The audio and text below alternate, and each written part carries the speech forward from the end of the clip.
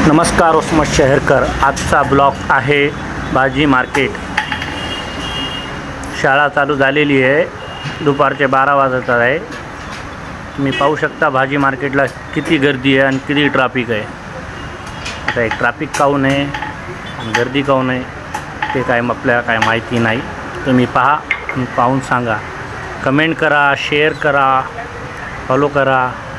Comment करून सांगा एवढी गर्दी काऊन आहे।